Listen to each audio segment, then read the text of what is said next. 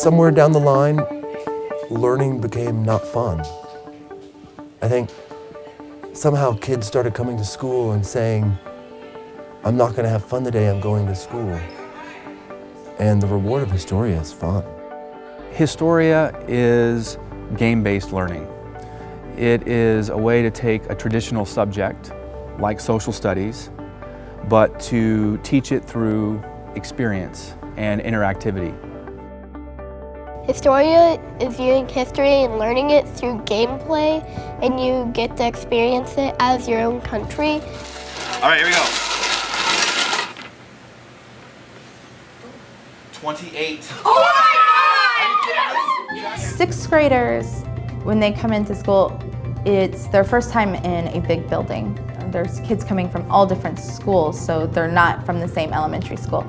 So a sixth grade mind is very social. They're gonna talk to each other at their table and not necessarily be listening. So when Historia comes around, it's definitely challenging the first few weeks while you're setting it up because they are confused.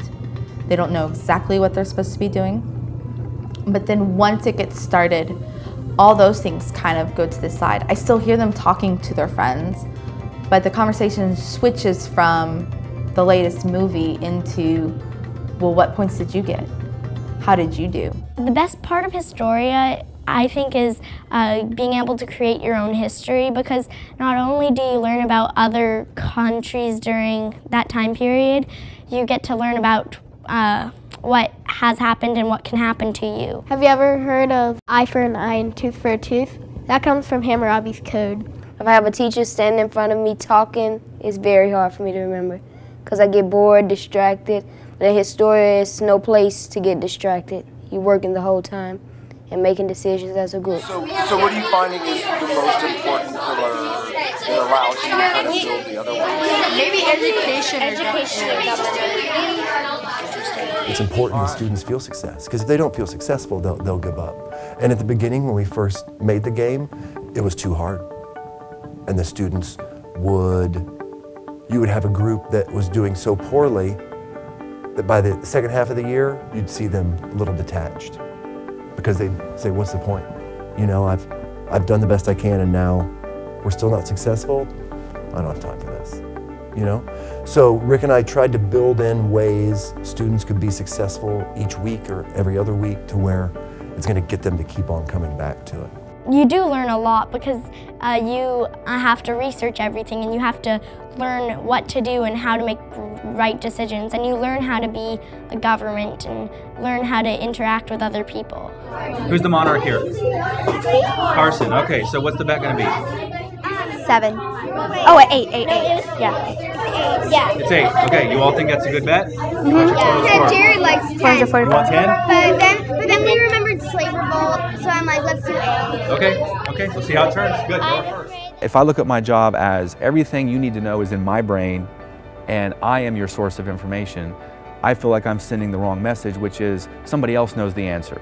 With Historia, the teacher is just there to facilitate. You're there to guide the learning instead of being the center for learning. You're there to help kids learn how to research better. You're there to help kids compromise. You're there to help kids learn to make better decisions. And that's how learning should be.